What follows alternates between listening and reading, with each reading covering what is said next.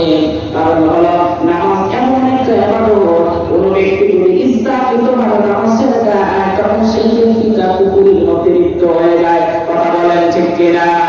বান্দা এবং মুমিনের মধ্যে, মুমিন এবং কাফিরের মধ্যে পার্থক্য হলো নামাজ। যে নামাজ পড়ে সে হলো মুমিন, আর যে নামাজ পড়ে না সে কিন্তু তাৎক্ষণিকভাবে মুমিন থাকতে পারে না।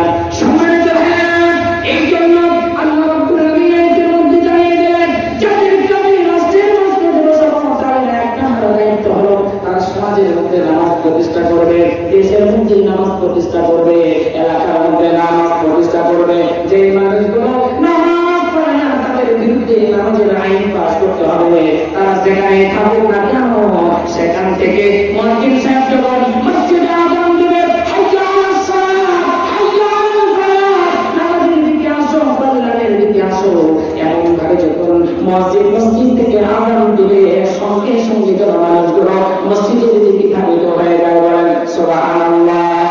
দুই নম্বর দায়িত্ব হলো তারা যাকাত দেওয়ার ব্যবস্থা করবে, যাকাত ভিত্তিক রাষ্ট্র পরিচালনা করবে। সমাজে যে মানুষগুলো ধনী আছে তাদের নিকট থেকে যাকাতের টাকাগুলো নেবে, এবং সমাজের যে মানুষগুলো দরিদ্র, যে মানুষগুলো মিসকিন, যে মানুষগুলো ফকির, যে মানুষগুলো অসহায় নিঃস্ব অবস্থায় জীবন পরিচালনা করে, ধনীদের নিকট থেকে টাকা পয়সাগুলো নিয়ে ধনী এই দরিদ্র মানুষের মধ্যে বিতরণ করবে। আর এটা যদি বিতরণ করা